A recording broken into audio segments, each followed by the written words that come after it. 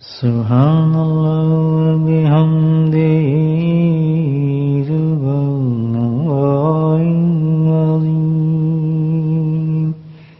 سبحان اللہ بحمدہ سبحان اللہ العظیم سبحان اللہ بحمدہ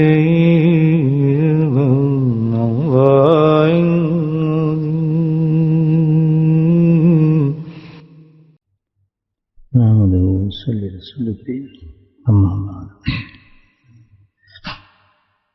نبی کریم صلی اللہ علیہ وسلم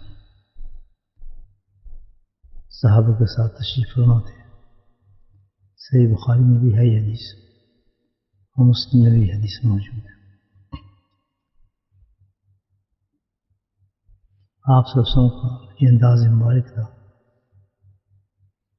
کہ صحابہ کو آپ نصیحت فرماتے تو اس کی مثال پیش فرماتے تھے. حقیقت میں یہ ہے سب جو صحابہ موجود تھے ان تک تو آپ سے نصیحت نہیں تھی بلکہ پوری امت کے لیے نصیحت ہوتی ہے. اس کا نتیجہ یہ ہے کہ آج فقیر بھی آپ کے سامنے بات کر رہا ہے کہ اب تک یہ بات پہنچی ہے. اس وقت تو آدمی خیال نہیں کر سکتا کہ کہاں سے بات کہاں پہنچ سکتی تھی. نصیحت بڑی احتیاط کی ہے مومن کے لیے، ایمان والے کے لیے. خاص طور پر اس حدیث میں جو مضمون ہے وہ یہ ہے کہ آدمی کو ہمیشہ خیر کی بات کہنی چاہیے. خیر کتنی اچھی بات. ہمارے یہاں یہ ہے کہ غصہ آ جاتا ہے یا کوئی ایسی بات ہو جاتی ہے مزاج بگڑ جاتا ہے تو غیر تو چھوڑیں ہم اپنوں کو نہیں چھوڑتے. اور اتفاق یہ کہ بہت کلوز ریلیشن ہے، بہت ہی زیادہ ریلیشن ہے، اس کے باوجود بھی وہ منہ سے غصے کے اندر بددعائیں تک ہم دے دیتے ہیں، بددعائیں تک نکال دیتے ہیں منہ سے. وجہ یہ ہے کہ ہم اپنے آپ کو بالکل آزاد سمجھتے ہیں کہ ہمیں کوئی واچ نہیں کر رہا، جو چاہے ہم کہتے ہیں، جو چاہے ہو جائے. غصہ آ گیا تو چاہے جو چاہے نکال دیں منہ سے جو بات کرتے ہیں. اس حدیث سے بہت بڑا سبق ملتا ہے ہمیں. یہ سوچیں بہت بڑی بات ہے. اللہ کے نبی سمجھ رہا ہے کہ ہمیشہ زبان سے خیر کی بات نکال. اس کی وجہ بتائیے آپ. وجہ اس کی یہ ہے کہ جس وقت مومن کوئی بات کرتا ہے، زبان سے بات کرتا ہے تو اللہ کے فرشتے آمین کہتے ہیں اس پر. ہمیں پتہ نہیں اس بات کا، ہم آزاد سمجھتے ہیں اپنے آپ. ہم تو واشڈ ہیں ہر طرف سے، ہر وقت واشڈ ہوتے ہیں ہم لوگ فرشتوں سے. تو فرشتے جو ہیں وہ آمین کہتے ہیں اس بات پر. اب میں نے فرض کو میں اپنے بیٹے سے ناراض ہو گیا، کوئی اپنی بچی سے ناراض ہو گئی، یا کوئی کسی رشتے دار سے ناراض ہو گیا، اس سے ناراض کیا کچھ ہم کہہ جاتے ہیں، کیسی باتیں منہ سے نکال دیتے ہیں. بعد میں پھر پچھتاتے بھی ہیں میں نے کیوں کہا. ان کو پتہ نہیں ہے وہ جو آپ نے بات کہی ہے اس کے فرشتوں نے آمین کہہ دیا اس پر. فرشتوں کا آمین کہنا یہ ہے وہ تو بہت اونچی بات ہو گئی. پھر اللہ نے قبول کر لیا تو ختم معاملہ گیا وہ تو. اور خدا نخواستہ جس کے بارے میں آپ بات کر رہے ہیں جب وہ غصہ اتر جاتا ہے، مزاج ٹھنڈا ہو جاتا ہے تو پھر ہم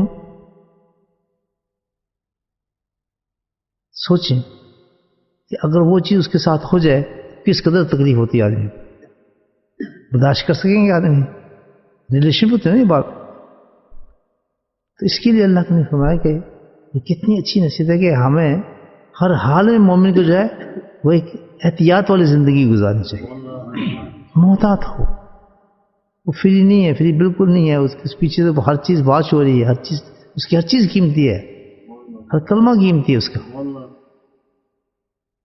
تو اس پر فرمایا کہ ہمیشہ یاد رکھو کہ جب بھی چاہو خیر کی بات کرو. اور امین کہتے ہیں فرشتے اس پر. تو وہ قبول ہو جاتی ہے، قبول ہو جاتی ہے الحمدللہ، درجہ پا جاتے ہیں انسان. غصہ بھی ہے تب بھی خیر کی بات آدمی کی، اللہ تعالیٰ اپنی نیکی اختیار کرے، اللہ تعالیٰ اس کو بھلائی کی توفیق دے. اب یہ غصے میں ہم کہہ سکتے ہیں یہ بات، یہ نہیں کہہ سکتے. اللہ تعالیٰ اس کو عقل عطا فرما، اللہ تعالیٰ اس کو کچھ بات اس کو کرنے کا طریقہ عطا فرما. ہزاروں ایسی کلمات ہیں اس کو ہم مولڈ کر کے اس کے لیے دعا بنا سکتے.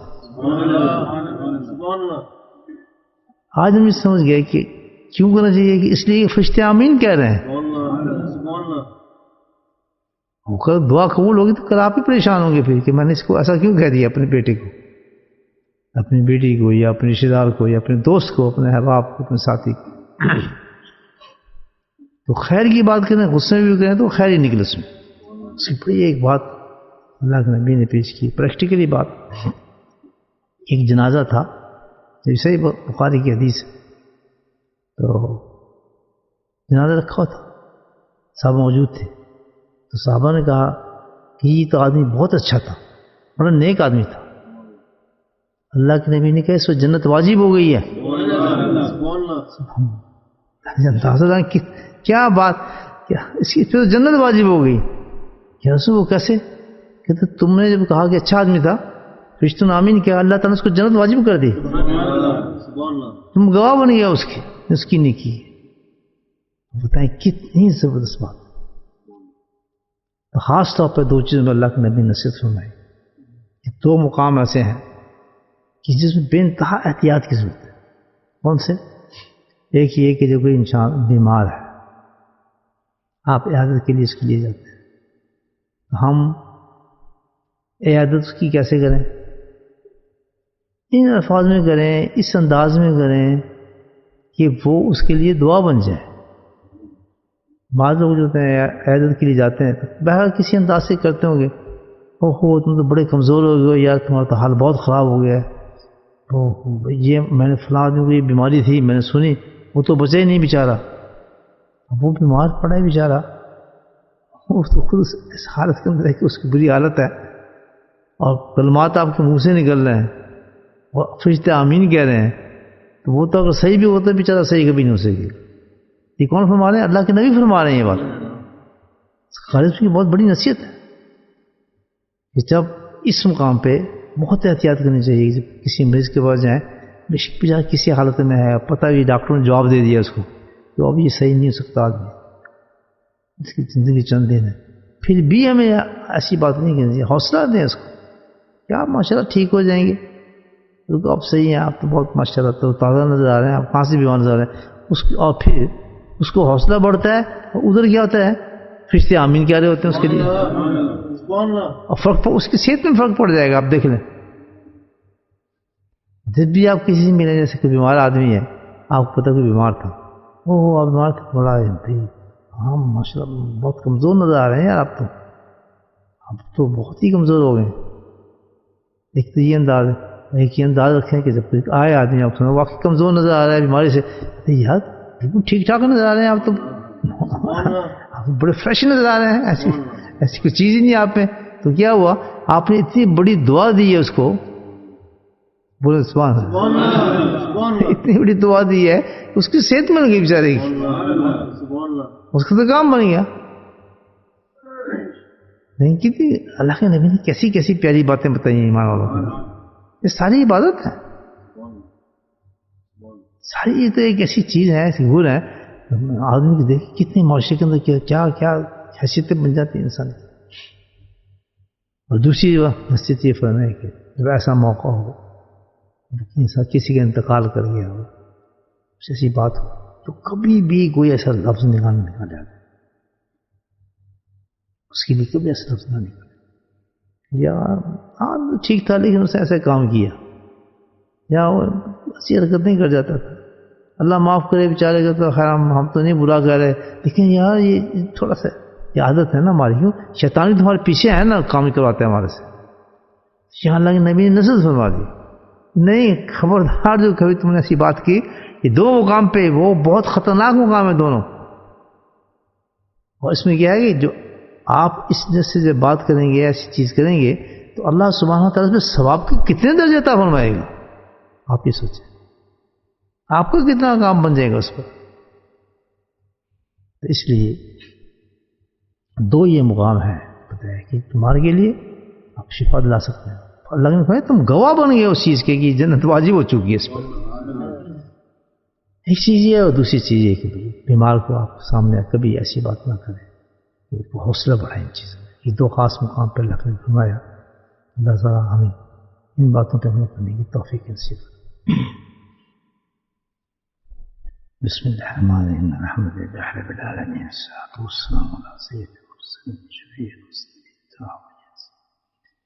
اللهم صل على محمد من يسمع محمد يأتي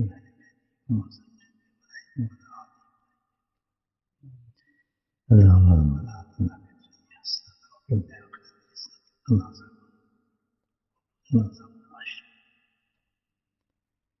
يا قاضي الحاجات اقضِ حاجاتنا يا غافر البليات اشف بلياتنا يا شافي الأمراض اشف أمراضنا يا شافي الأمراض اشف أمراضنا يا شافي.